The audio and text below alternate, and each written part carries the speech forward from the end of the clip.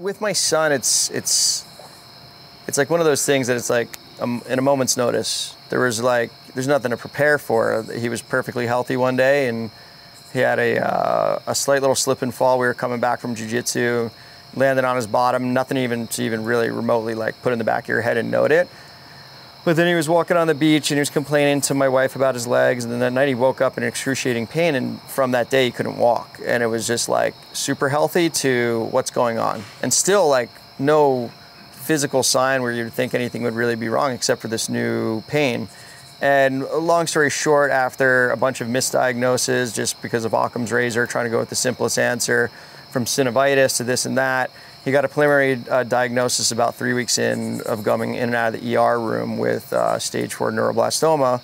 85% of his bone marrow metastasized. So it was high risk. They have like an XY matrix to consider it high risk. He was high risk. And at the time, I had just resigned from a 15-year career, and I was transitioning into the corporate world as a director for the surf pools. So my insurance hadn't kicked in yet from my old to my new. So I left my job February 15th, no insurance, just Cobra, waiting, getting denied to go into Sloan. And then just by the grace of God and last minute heroics, we were able to switch my wife off one insurance, get him on my new insurance, and then get on a plane basically a day later to Sloan, April 4th. And we landed at JFK, and then 4 boxes, shut down our house, and just left Hawaii after 20 years. Dude, we all have the best time ever to start a small business. If I'm not gonna be 100% in, I'm not gonna do it. Come on, man, just be yourself. Yeah, and just show up as yourself. If you don't realize what I'm really about, I'm about freedom, family, and my country. Jay, thank you for coming, brother. No Cheers. problem. I know you got your water over there. Yeah, thanks. I got myself a Surfside. There you go. For a surfer, there you go. No pun intended. Easy.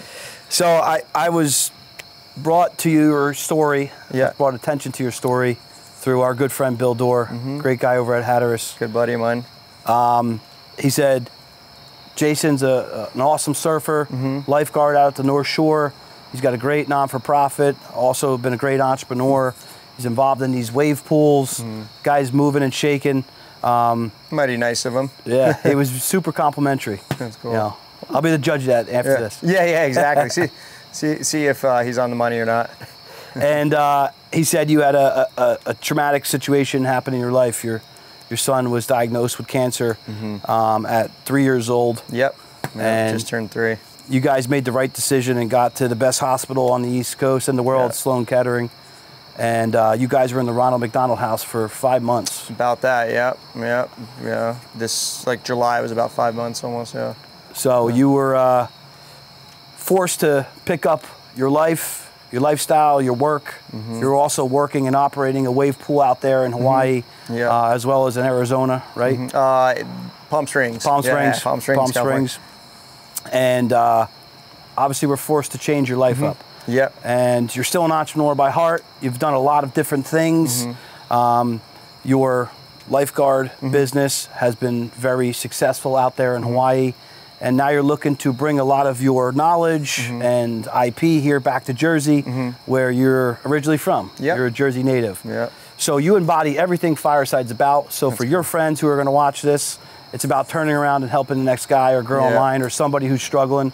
And obviously, it's your turn. We want to try to shed some light on you, your son's situation. Sure. As well as everything that you are about. So kick us off with your story a little bit. Well, with my son, it's like one of those things that it's like in a moment's notice. There's nothing to prepare for. He was perfectly healthy one day, and he had a slight little slip and fall. We were coming back from jiu-jitsu, landed on his bottom, nothing even to even really remotely like put in the back of your head and note it.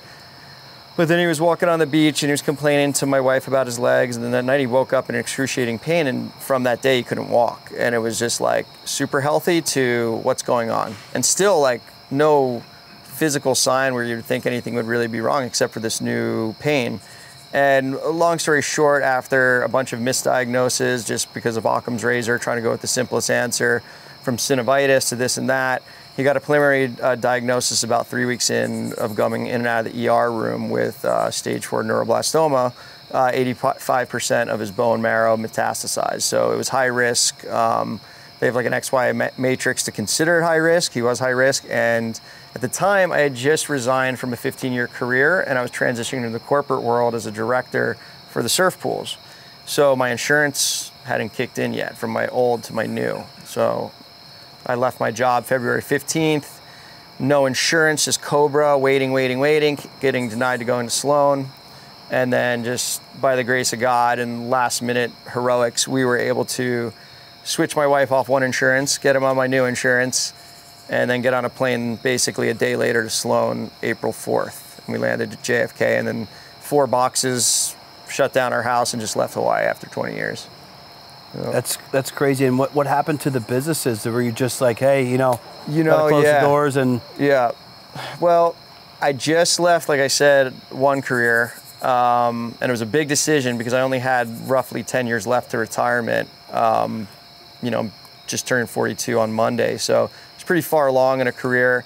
I had always been an entrepreneur, I always had businesses as well, but that was my mainstay, and I switched for a corporate role with the Waikai Lagoon, and fortunately, it was like a decision that came out of nowhere, opportunity that came out of nowhere. I was working the Eddie Aikau event, which is a famous big wave event, working water safety and so on and so forth, and got an offer the next day.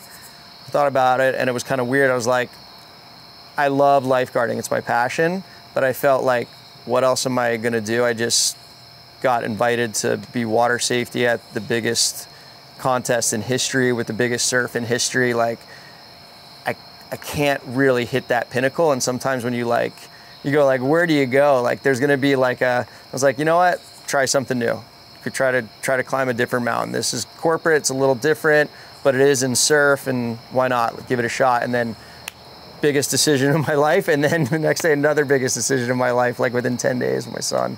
It was kind of wild to say the least. And did you get to Sloan within 10 days or? Well, less than that once we knew. As soon as we knew, well, we had a gap. So we knew that he had preliminary cancer February, I want to say around the 27th.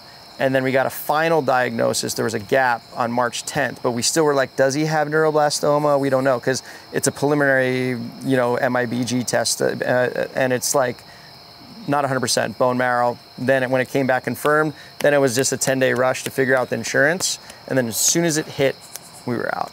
Yeah. That's crazy. Yeah. And obviously I'm working for them. They're like, okay, come back 2 weeks later, leave, come back 2 weeks later. And then they were nice enough to figure out how I can remotely continue doing my job. Yeah. So you've, to say the least, you've been through it the last 9 months. Yeah. It's been a big change in your life. Fireside, the Fireside's ecosystem will definitely support any way that they can. I want to dive a little bit deeper into lifeguarding. Sure. I haven't talked about it at length. I told you Big Matty that works for me has been a long-time lifeguard. It's extremely important. You talked about the high drown rate here in Jersey. The last few years. I see these young kids, I know they're hard workers, I know they're out there with the best intentions. Totally. But we're only as good as the people training us a lot of times. And that's not a shot at anybody who's training currently, but we could always be better. But I think most people don't really think about that. If you live here at the shore, you grew up here as well, you're over in Manasquan, you go to the beach, there's lifeguards there, they check your badge, they make sure you're not drinking on the beach, and they monitor with a whistle and a couple boats and canoes, right? So I've never had a drowning event, knock on wood, thank God, but those people are there to save your life. So I want you to drill down a little bit deeper on the way that you look at it. I was watching your thing on HBO Sports. Actually, during the documentary, you actually had to go out and do a save, and the guy wouldn't swim in with you. So talk about what goes through your mind and how important it is for lifeguards to really understand that they have people's lives in their hands. It's simply put, it's the easiest way for someone to conceptualize it. It doesn't matter if it's at the Jersey Shore in California or in Hawaii, or if it's a 16-year-old lifeguard or a 32-year-old vet. The parent wants the lifeguard to do the best job, because if it's their child or their loved one, they want to make it back to the beach. And that could be, like today they had a hurricane swell, and yesterday as well in Jersey. It's still August, you know what I mean? It's not even past Labor Day. Things can happen at any time, and you don't want any excuses or like, oh, we had a hiring shortage and it's hard to find workers and this and that. It's like, I don't care. My child or my loved one is at risk because you're not up to par, so to say. So it doesn't matter where you are. It's like the lifeguard that does the job is the most important lifeguard in the world because they're saving that person's life that day. It's not like me in Hawaii or this one in that, or this, you know, like this stud in the Jersey Shore versus, it's whoever is doing the job that day needs like a standard of training and a standard of accountability because they're the ones who's gonna have to do the rescue at that moment, and the patient's what matters. Like the ego and whatever thing, it's the patient. So, you know, like what you said, simply like, in my opinion, there's a very high drowning rate per capita. So you go town by town, they each have their own, you know, way of style of training. And I don't agree with that. They, you know, have a little bit of old school mentality, and I get it. But I think that when it's coming to something as like sacred as saving someone's life, that it has to be in like an all-encompassing effort to get the best training, the best methods, the best pay, whatever it may be, to attract the talent to do that job.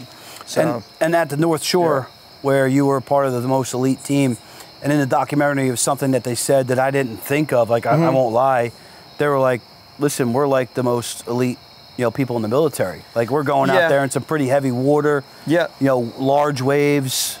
It's intense. You guys are using jet skis. I don't see jet skis used out here at the Jersey Shore. Yeah, the surf's different. Obviously, the conditions. I would say the traffic is very similar to Hawaii. Like Jersey Shore gets packed. Very busy. What we do is very specific lifeguarding. I would say, honestly, if you have the, you know, gumption to do it, it's actually a less demanding focus than it is 10,000 people at the Jersey Shore. It's just an athletic skill set that you need that most don't have. So for me, surf life saving is simple because the body goes in the water here, the body exits there. There's currents, right? If the surfer eats it here, he's gonna end up there. When it's like flat water and all these other conditions here, it's like a game of attrition because it's like their attention span. So how do you pay attention for an 8-10 hour day? You know what I mean? Here we have like, what I do is high action. It's like a passion first off. So it's easy for me to do. It's easy for any of us to do because it's exciting. It's the doldrums is where people drown often. You know what I mean? So it's like one of those things. You could say one is more important than the other, but they're all the same to me, each style. If you were to say one thing that has helped you save a ton of people, and you obviously have, right in that documentary you did, which we'll make sure we put in a link to the bio on YouTube, what is the most important thing that has helped you save all those people? Yeah, fortunately, I've had a very good track record, and when you look back at it, you're like, okay, maybe I got lucky, but then you just see like, well, consistencies. And I think a lot of people, like my friends, they see I was a pro bodyboarder and I used to surf these really big waves and stuff, and they think I'm like this risk taker, and I'm not. I'm actually extremely cautious. So like, you're calculated. Yeah, calculated. Like meaning like, I might surf this big wave, but I've probably been looking at that spot and had on my radar for 6 years before I even attempted it. And people look at that as like, oh, how did you do? I'm not trying to gamble with my life, even when I'm doing big rescues. So when I say that I'm cautious, or you say calculated, it's trying to live in the present, but like, live in the present, but like see the future. Meaning like, okay, I've been here before. Yeah, I've been here before. And like that rescue that you probably saw on HBO, it was like, everybody was freaking out, like, oh my God, this, that, and the other. And I was like, it's very kind of duck soup for me because I've been here without the stressor many a times. So it was 20 foot and it was very dangerous, but I knew the guy who wouldn't listen to me to swim in, and then when I grabbed him, wouldn't swim in with me. When he panicked, I said, well, he has a float suit, I don't. He's fine. I'm the one who's in trouble here. Like I knew that, like, so what I used him as my kind of anchor point because he was coming up. So I just basically seatbelted him like a jiu-jitsu grip. And when that 15-foot shore break wave came, I was like, hey, you're coming up, I'm holding on. And that's basically what we did. And then I just swam him out, and it was like, I've been here before, all I need to do is relax and I'm gonna be fine. My job is basically to keep that guy from panicking. Like that's my role, Let you know? the jet ski show up and yeah. So the jet ski rescue, that they showed us a quick timeline. That was like close to 20 minutes. Oh, damn. Because when you have these big surf days there, the jet skis could be all over. They're not gonna be where you need them. So you gotta do that rescue on your own. So he would have been in about a minute's time, but because he got so scared and panicked, I had to take him the hard way out and around. So now, are you frustrated? Yeah. It looks like you had some words with him as he got off the beach. Yeah, I was. I totally was, because there's a difference. he willingly got himself into that position, and was hard to say he's clueless because he had all the gear, to say that he didn't know that he was above his pay grade, right? So we have no like license to surf big waves, and we can't like check anybody's like, like skill set card. So when somebody does something like that and they make bad judgment calls that put our lives in danger, I'm just like, you're a grown man putting other grown men in danger. You're out in my book. Yeah. If it's a child and the parent, makes a mistake to leave them, in the pathway of a riptide or something, like that child didn't know, like no problem. When you're an adult and you're doing stupid moves that you should be aware of, then I have to kind of tell you like, hey, cut the nonsense. I think that's something that most of us don't think about. Yeah. We're out here for messing around, right? A lot of times they don't want drinking up on the beach. Yeah. Last thing you want is some people who are wasted in the waves. Totally. You hear about drowning. It's usually late night. It's a lot of time. Yeah. Totally. Drinking. They're unable to swim. They get caught in the riptide, and most of us don't realize, just let it pull you out and then go. Relax. But in that situation, most who have not been in it before panic. Yeah. So with lifeguarding here, it's a little bit different. And so what I say, that the issue in my mind is they're too whistle heavy, and that whistle gets drowned out in like noise. You know what I mean? They're like, who is he whistling at? He's been whistling for the last 45 minutes, right? What they do in Hawaii is different. It's a contact sport, meaning like it's like hearts and minds. Like you're gonna go out there and say like, hey, my name's Jason, just checking in, just letting you know you're putting your kids right near a riptide. Probably not the best idea. Have a way better time down the beach over there. Like, not offensive, I don't want you to leave. I just think you're gonna have way better time. Like it's touch and base, it's PR. And then it's education. Like, oh, now they know not to go there. So the next time they come to the beach, they don't do the same behavior. Here they just arbitrarily whistle, and they don't educate that there's bad behavior going on, and then bad behavior stays after the lifeguards go off duties. So even if you have like a successful day, and then the tower drops or the stand drops, 10 minutes later their education isn't there. They're in the same position they were. There's just no stopgap. They're done. They're gonna drown. And whereas you could just tell them, don't swim near the jetty, don't swim near the rip, stay between these parameters. If you see, like simply put, is like if you see footprints, that means the water and the high tide's not there. So it's a safe spot. You start seeing flat sand, you're like, kids shouldn't be there if they're surf. It's little things that they could just take away once. I remember when the lifeguard said, and then it's a done deal. They're lifeguarding themselves. So let's just say someone hears this podcast or watches it on YouTube. Where can they find you? Me, Instagram, it's probably the easiest these days. It's Bitz, B-I-T-Z _ _NPieces. My nonprofit is neveroffduty.org. That's like my passion project to help at-risk youth, get them through first responder programs for free, give them scholarships of fire sciences or EMT, lifeguard, whatever may have you. And then, real quick, you did a lot of that at Youth Risk out in Hawaii. That was a very successful program. Yeah, lifeguarding and firefighting. Yeah, right? Mostly lifeguarding. What we do is, because I'm an instructor trainer for the Red Cross and I have other instructors under me, we would go up to EMR, and then so lifeguard EMR, and if they want to go past EMR, which is emergency medical response, we would give them like a scholarship to go do fire sciences, like the next level of, because the one thing in Hawaii that's different than everywhere else is lifeguarding is actually like a civil servant job. It's not that way at the Jersey Shore. So they actually could be a first responder in lifeguarding versus EMT or fire through our program. But if they choose to go, I want to go fire, then we would help them out as well. And locally, you've connected with the Covenant House.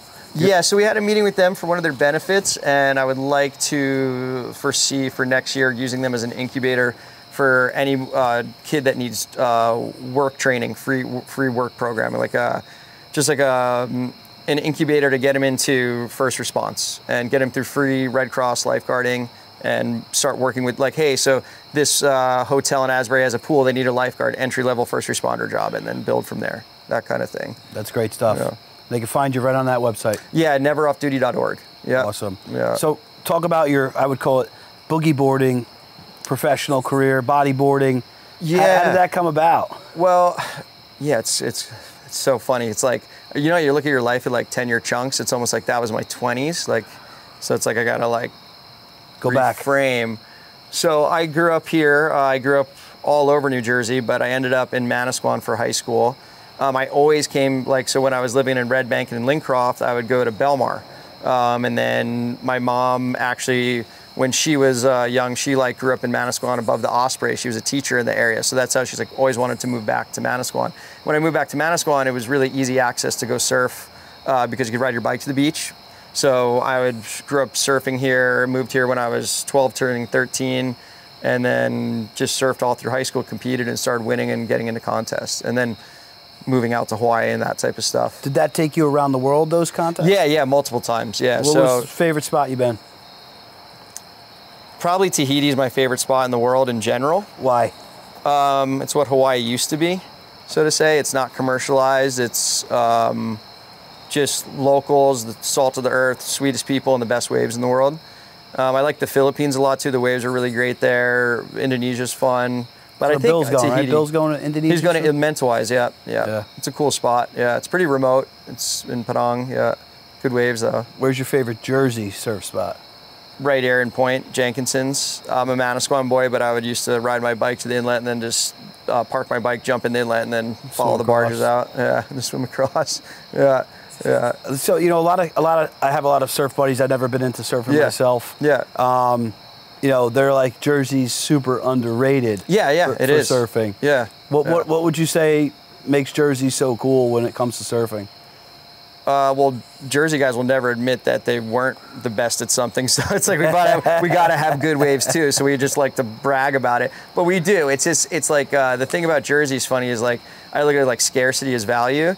When the waves come, everybody drops everything because they're so valuable. Like so yesterday, like I surfed 6 hours. I was like, my birthday was on Monday. I was like, I'm gonna paint today. I'm gonna take care of the kids tomorrow and bring them to the water park. And then Wednesday, when the waves come, that's my day. And then I like worked it out so I could surf for like 6 hours. Yeah, everybody was out. Bill, all those guys. Everybody. Hurricane. You're not gonna miss a hurricane swell in August in New Jersey. It's not happening. How were the waves? It was good. It was like an 8 out of 10 almost. Yeah, it was actually really good, surprisingly. Yeah. Now, obviously, Hawaii, especially the North Shore, you have that famous pipeline out there that you see on a bunch of different, YouTubes and documentaries and social media. Explain the main difference from there to here. Obviously, the waves are much bigger. Yeah. Well, the Pacific Ocean just lends itself to having the most power of any spot. So especially where Hawaii is situated, it just gets slammed by the Aleutians, I should say. More like this on a weather map, though, from Japan. These giant storms that just push so much swell. The other thing is the reef is different there. So the energy is coming from way longer distance. Like this is a ground swell the last 2 days from a hurricane, but normally like the nor'easters, it's called fetch, but it's just short period waves, meaning like that chattery wind, the waves are coming localized. There, they're coming from 1,000+ miles away. So they have this like steamroll energy. It just is like doesn't stop. So it's just the intensity. Like we're here, you'll get like maybe 30 waves in an hour. You might only get 10 waves there of substance in an hour, but they're gigantic and all the energy's built up. So it's just the two different versions of how the storms build East Coast versus the Pacific. Yeah. And Hawaii is just all that energy running into the most perfect shallow reef that you could possibly, imagine. It's like harder than this. It's like, aged lava rock, jagged lava rock. So that you're surfing over totally different criteria. Yeah, like how many people get slammed into that at the bottom in Hawaii? A lot. So I had a nickname. It was like the Black Cloud Howley because like stuff would just happen while I was around, and I got a lot of action, so I got a lot of experience, especially at Pipe. And I've had over 15 cases at Pipe that were near deaths, and it just happened to be off duty or on duty. And that wave is like a wave that connects every surfer, because if you're a surfer, you want to surf Pipe at one point. It'd be like, I want to play in the Super Bowl. If I was in the NFL, I want to get that chance, Of course. And so, but what happens is in that road to glory, people, lose their life or get close to it. And luckily, it's like climbing Mount Everest or something. So out of all the cases, 14 of them survived. One guy was DOA on arrival. For you? Off duty, yeah. He was just gone. He hit his head.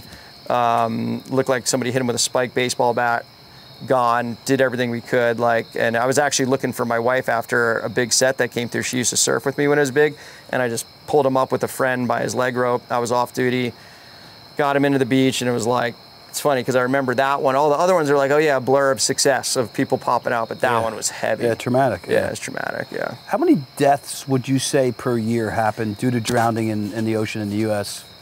Oh, the statistic, it's a little bit too high. It's a couple hundred from what I know. It's like really? A lot, yeah. It's an epidemic. It's still Yeah, I guess, but it's preventable. Yeah. So, and I could be, or there could be more, you know what I mean? But I know it's not that little, because I was doing something before my son, oddly enough, I got recruited from the State Department to go train lifeguarding as a sports envoy. They hit me up to go to Sri Lanka and Barbados, and both trips got postponed or canceled because the more important obvious thing with my son. But they were having a massive drowning problem in Sri Lanka, because it's like a surf tourist destination now in like the Indonesia area, just under India. But it's like drowning's a problem. Like there's like, so it's, and since it's preventable, it's one of those weird ones. It's like if you just change like education on it, less rescues. There's very few rescues in that point. So I want to jump over to the surf pool, and you're looking to.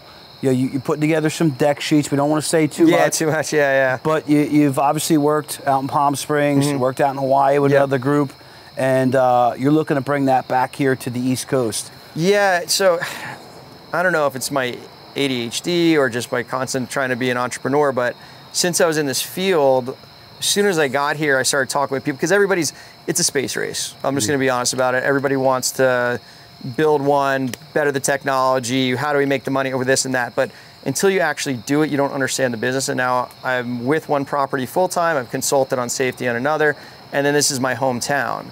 And I think I mentioned this before, it's very simple, like, way to look at things is scarcity is value. New Jersey has a lot of surfers and very little surf. It has great waves, it just has very little opportunity for waves. So if you have a demographic with like 14,000 surfers all chafing at the bit to either travel or surf every day they can, this is the region, and this is my business. This is what I've been working on for the last 3-4 years, first as a pet project, and then moving it into like more standardizing the safety, but then actually learning the launch side of the business and all like the CapEx and all like what goes into it as like the construction and that. I'm like, we should. I want to talk about that a little bit. So we should do one here. Like, and I want to do it. So an investor may be watching this. We have some people who have put together deals off the Fireside, the pit, my coaching group. What does something like that cost to build? Yeah, so depends on your region, depends on your contractor. Here. Yeah, in Jersey, I'd probably say $60 to $80 million to finish it. Yeah. And it's a big nut. Yeah, it's a big one. But when you think about the demographic, that there's 14,000 surfers in Monmouth County alone that are all affluent surfers that can afford it, it's a good idea. It's a really good idea. So what is it like? Is that a subscription model? It all depends. So like the way they do it in Hawaii, it's a mix of that. So the one that we run there is, the daily driver that comes in after, their work day and just wants to go have a dinner and surf for like a half hour.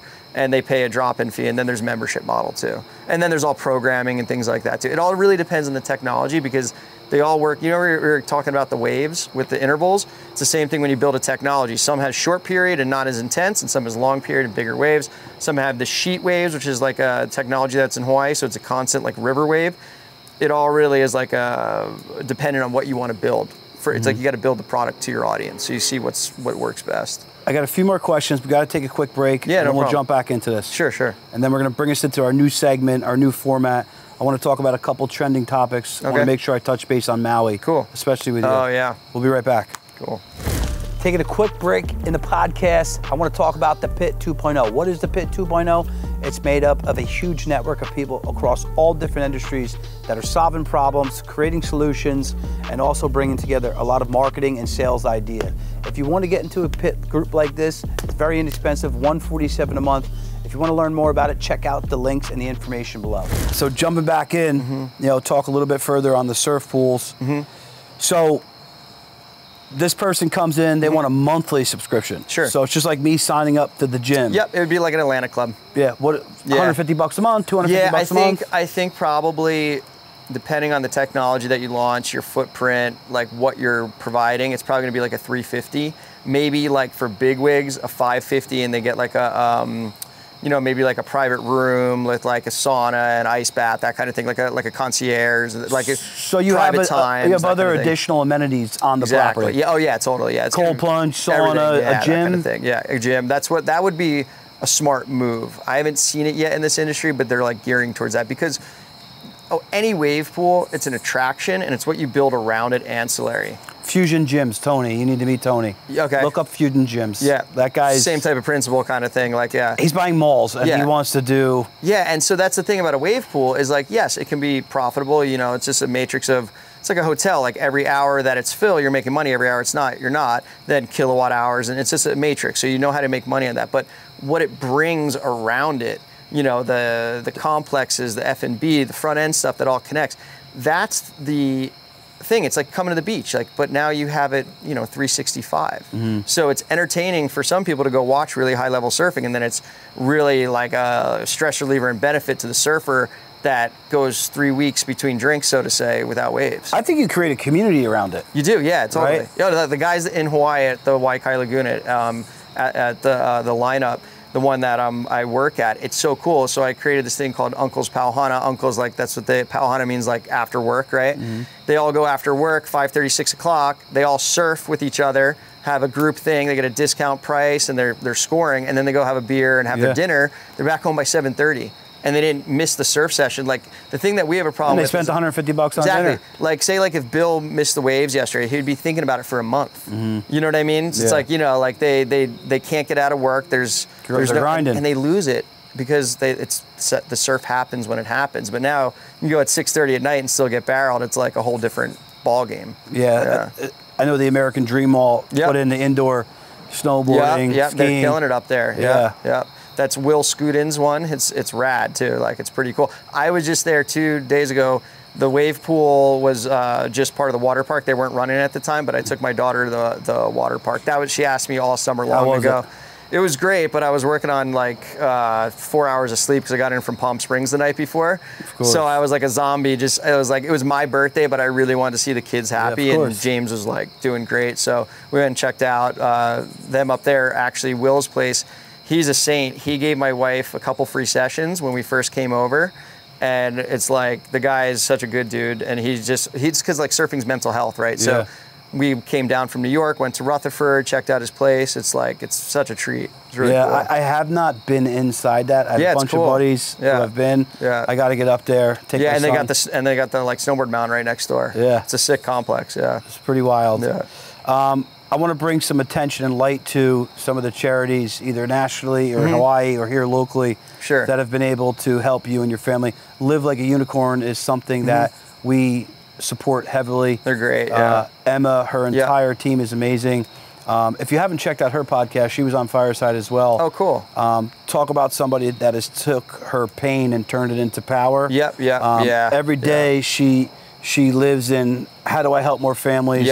We talk about the NIH and all the funding or the lack thereof funding that goes to pediatric cancer. It's like, what, 2% you said? CDC and that, well, it's 4 total, but it's mostly towards leukemia from what I've researched, just because it's the most common and it's the most curable. It's like a 99% cure rate. So it seems like, you know, that's where the money's been. Maybe it'll change one day, but right now, like for what James has and with a lot of like, you know, like the neuroblastomas, the Hodgkin's lymphomas, there's not that much going on outside of the hospital. There's a lot of private, you know, research that does it. And you up and moved your life. You just recently purchased a home over here. I was fortunate. After 5 months, like we had to rip the Band-Aid off and I needed some place for James to be able to heal. You know what I mean? Like Ronald McDonald House is amazing at what they do, but we just needed to get in a rhythm of like normalcy after the 5 months. They're like, without them though, none of these families could. How are you gonna come over to New York and live on the Upper East Side and go to Sloan Kettering out of pocket? Like, it doesn't matter. It's going to be tough. And I want you to talk about Sloan. Sloan helped save my father-in-law's life. Amazing. Sloan's amazing place. Has been great for James and the family. Totally. The nurses are battle tested. They're like, it's like, I see it with one child and they see it every day. And I really have to like take a step back, especially because he's in this thing called 3F8 now. And it's an amazing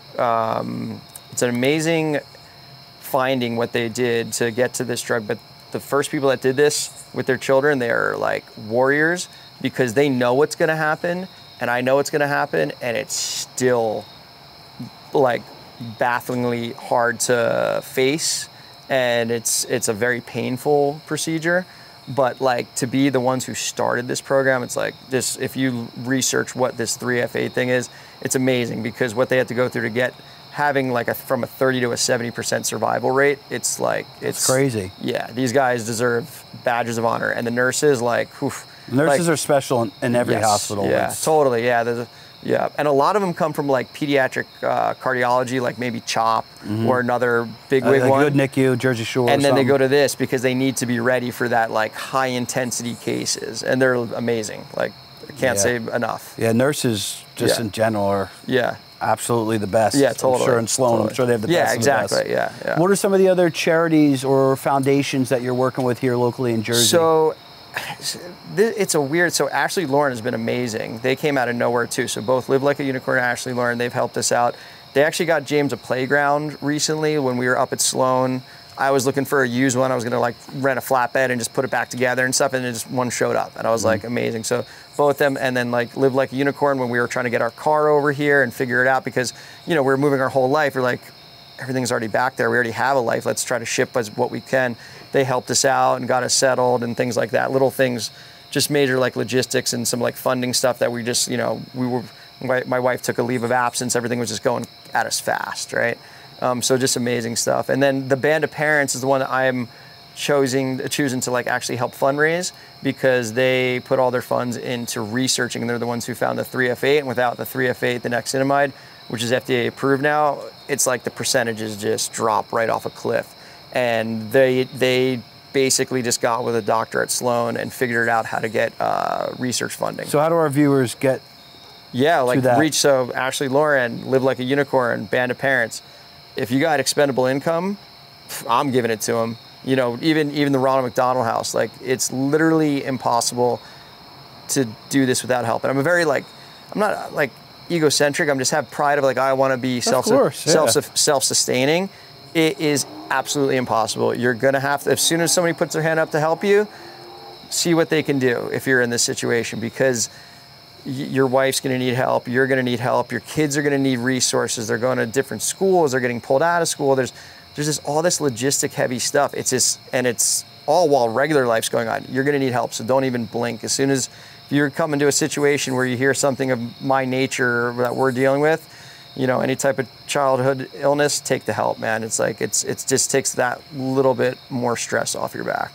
Yeah, well, Fireside's going to be here to support you guys however we can. Yeah, try to get some additional eyes and maybe funding over to those programs. Yeah. Also, I just want to bring them up for Maui. Then they're also helped us out. So the Lauhi, LAHUI.org. They're helping Maui right now, but without us even mentioning it, we were just packing to get into Hawaii. They started doing fundraisers for us to get our, like, same thing, like cars over, just logistics without even like on their own. And they're a great group, and now they're funding the families direct in Maui. So good, like, all around community program back in Hawaii. Because you got to remember too, like, I was in that Hawaii community for almost 20 years. So that was home. And then I moved to my birthright Jersey, and this community just picked up out of nowhere. And both communities, like, they converged to help me without ever saying, hey guys, anybody got ideas? They just started doing stuff, and it's like absolutely baffling. I get chills. America's a pretty special place, right? It is. It's not what the media tells us. It totally is, and it's not a summation of some bureaucracy. It's your neighborhoods, it's your people, it's your community. That's what America is. That's what I try to tell people too. It's like, don't even pay it any mind, because that's not what's going on. It's what you can see, like your little hui or neighborhood that you live in. That's what really counts. And it's a great transition. I was actually going to ask you about Maui, being from Hawaii the past 20 years. I mean, what's going on over there? It's like, crazy. I used to spend 2 or 3 months a year in Maui when I was pro, with the Kayama family and the Huta family, and then the Romeros and all these other people. Like, we have a lot of close family friends there. And then my one friend, Kona, he's a lifeguard, he's a jet ski operator. He just happened to leave Lahaina that morning at 7 a.m. because the winds were high. They were gonna go to the beach. They got not a beach day, let's do something else. And he literally only survived because of that. And then I had another friend, and it was just rest in peace, my friend Kelly, her dad passed, couldn't get out. And then 4 lifeguards. There's actually, if you look at the North Shore Lifeguard Association, that's another nonprofit. They have a fund for 4 lifeguards that lost their houses, they have nothing. And then I know one guy from New Jersey, Paul Trocca is a really good friend. Andrew Trocca rather. His brother lost a house in Lina. They've been out there like as long as I was on the North Shore. So they were like locally embedded there in the community for a long time, and their house is gone too. So there's just directly, I know a dozen people, but. And it's so sad, and it seems like there's been like a little bit of a lack of help, not internally in the community there, but just from a federal level. And again, it would actually killed me that I wasn't there. Like, I have to be here for my son, but every ounce of me wants to just fly back and help with especially like doing line searches and something that I could help with. Because these are people we know, and parents of families and stuff like that. Just like when Sandy hit here, everybody wanted to help. Yeah, so it was really rough to watch from afar, but I did get firsthand that it was a very slow rollout from any type of federal or state response. Mistake or malice, we'll leave that up to the viewer. That's like there's like a ton of conspiracies around it. That's so tough for me to wrap my head around, especially when lives are involved. Yeah, I don't. Yeah, and exactly. And I won't go down that rabbit hole to a detail, but I will say, Hawaii. Is it off to the people who are in Hawaii? It is. Yeah. They feel like this is strange. Exactly. But when something of this nature goes on, there's a lot of questions to be asked, regardless. Especially especially when like deep stopgaps were failed, like communications off before. It's just bothersome. Maybe, like I said, I don't say malice when it could just be a mistake, because I will say this about Hawaii. The government is extremely inept for a lot of things.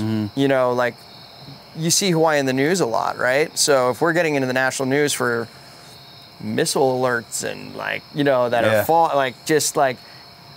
there's a lot of mistakes or there's a lot of malice. I'll let the viewer to kind of make their own inference, but I will say this: there is a lot of just mistakes made. Like, if you think about a fire and you don't do the brush and the debris, and it's on the west side of Maui where it's just baking in the sun, and there's tumbleweeds rolling down the street, and then it's a tinderbox, and so that's a maintenance issue. So they said, the logs are off for 6 months. They weren't clearing debris. Like, well, there you go. There's one thing. You know what I mean? Like, so I don't need you to go into detail. But one of the things that it keeps surfacing back when this topic has come up is, BlackRock and all these companies wanted properties over there. They've been trying to get the families out. Locals are embedded there. It's not a new thing. Is there a lot of fires in Maui typically? There's always there's always a fire on the west side of every island. That's just the way it is. Never of that extent. Yeah. Like, what I'll say is this: is like, if you want to know your future, read history. So read Plague and Fire by Honolulu, and that was a fire that was a controlled burn for the plague that reached the shores of Sand Island, which is where all the cargo comes in. This is right before the Dole regime, so I'm going to get off of but the date's off, but either way, right around when the Dole regime came in, right before it, about a year or so before. Now, the wind switched from trade, which is like east-northeast to Kona, and it sends the fire, this control burn, to control bodies from the plague, because at the time there was a big Chinese influence, sugarcane trade, so on and so forth, and they had their superstition from the religion that the body would have to go back to China for their soul. So they would just display them and keep them there until they could ship them. A control burn to get rid of it and sterilize, right? Wind switch, it goes right up the mountain. Now, what happens after that is like and this is all true factual story. This is that it's a historical account, that book, Plague and Fire of Honolulu, is that the Dole regime took over right after, meaning they established a CDC, so to say, like that stopped the plague, they stopped the fire, they created a Department of Health. That's exactly what happened. I'm not making anything up. This is years in the past, factual. And then a new regime came in off a tragedy, right? They owned all the land, they took over all the buildings that burnt, eminent domain, yada, yada, yada, et cetera, et cetera. Now, was it by malice or mistake? The history books, how you read into it, you make your decision. Now the vultures that are circling, they would be circling regardless. Is it convenient? Yes. It's pretty convenient that all these things happen. Is it done on purpose, or is it just take advantage of a bad situation? I will say that, like, to that accord, malice or mistake, regardless, it's not a new practice, and it's not like they're not waiting to buy cheap land in Hawaii, because scarcity is value. It's the most valuable land in the world. You know what I mean? So if they can buy it at a bargain opportunity horribly against, the best interests of the locals, which is my priority and everybody else's priority that's friends with these people, it's gonna happen. So it's kind of like, at this point, the onus is on the locals, is the game of attrition is on. So what's the best thing that people can donate to over there? Yeah, just Lauhai, find a Venmo to the family. Make sure they're, they have, obviously the first things, like, I know women and children first, but there's a lot of pregnant or recent mothers that need just goods. They need diapers, they need things that, just you can direct ship to them, and then look for where the housings are, like, because there's a lot of like public-private that just gave up their farms and stuff and are housing these people. But how long can they sustain that monetarily? So, not long. Yeah, not long. So I would go Lauhai, and then I heard the Hawaii Community Foundation seems to be another really good one. I think Red Cross and FEMA got funding. They're doing their thing. So Red Cross is another good one for disaster relief. But the ones that are like hitting directly to the families that are trying not to leave. You know what I mean? That's the main thing. Keep them there, keep them housed. It's going to be a heavy lift, though. Yeah. So keep watching it. Anytime it is. Yeah. Well, listen, this has been great. Yeah. I know you have some work and some paint to do when you get back home. Yeah. You're grinding. We're going to bring you back. Okay, cool. 6 months or a year from now. Yeah. Whether it be the wave pool is getting permits. Yeah. Jason's going to be healthy and back on a new track of life. Yep. He'll be 5 years old by then, right? Yep. And maybe you kick off some more stuff with the lifeguarding stuff. But I appreciate you. I hope this gives you some additional eyes. Welcome back to Jersey. Yeah, fun to chat. Thank you for your time, man. Cheers. Right on. Take care, guys. If you enjoyed the podcast and you want to learn more about it, check out the links below.